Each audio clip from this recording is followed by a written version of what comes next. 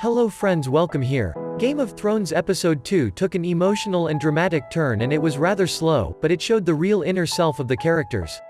Now in Episode 3, a major battle of Winterfell is approaching, and everyone is ready to fight. Who will die in this battle?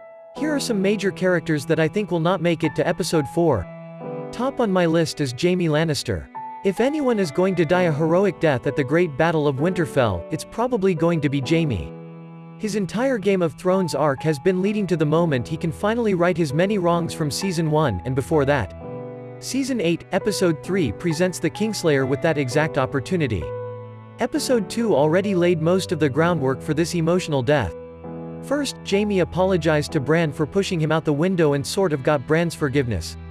Then Jaime reconnected with Brienne, offered to fight for her battalion in the big battle, and even knighted her in one particularly powerful scene. The only thing left for Jaime to do is fulfill Cersei's Valonqar prophecy and murder his evil sister, but assuming that doesn't happen, that prophecy isn't even mentioned on the show, only in the books, we definitely wouldn't be surprised to see Jaime Lannister draw his last breath at the Great Battle of Winterfell. Second on my list is Theon Greyjoy.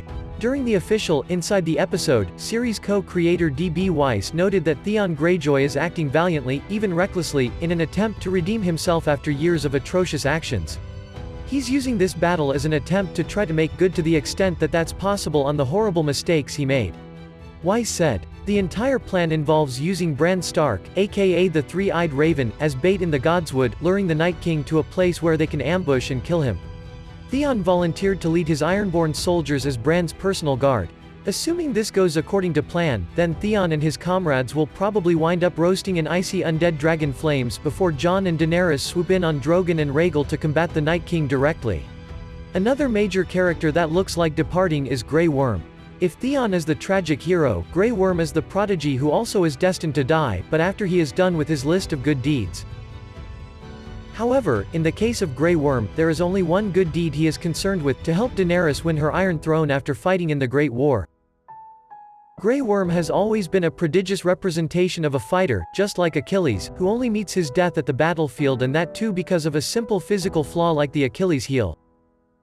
Grey Worm might not have any such physical shortcomings, but in this battle, his biggest shortcoming is that he is a human trying to fight against those who do not die. Moreover, he is the one leading the army, hence it wouldn't be a surprise if he is killed in the very first blow. Grey Worm has had a fair share of him in fighting already. Though I would love to see him standing beside Daenerys till the end, but looks like he won't make it. Next in the list is Gendry.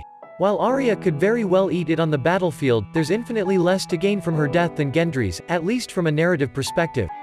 Just think about how unfulfilling Arya's death would be, no matter how beautifully shot and edited.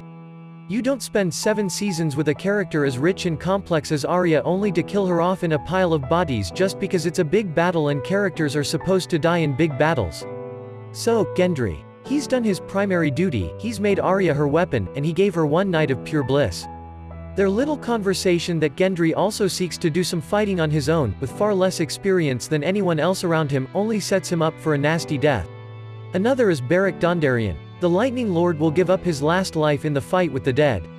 If you're unfamiliar with my wild swing of a theory about Beric giving up his life to save the Hound, brush up on it here.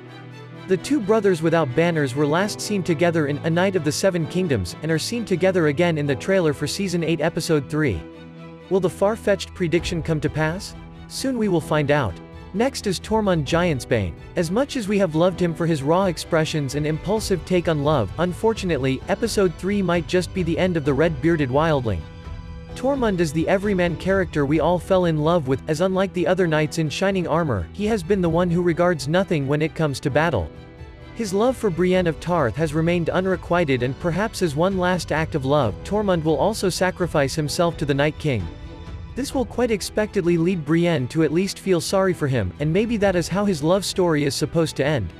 And lastly, one of my favorites, Esser Brienne of Tarth. Brienne is knighted by Jaime ahead of the Battle of Winterfell. This may seem like a routine duty, handing out titles to those about to lead men into battle. But in this case, it was not.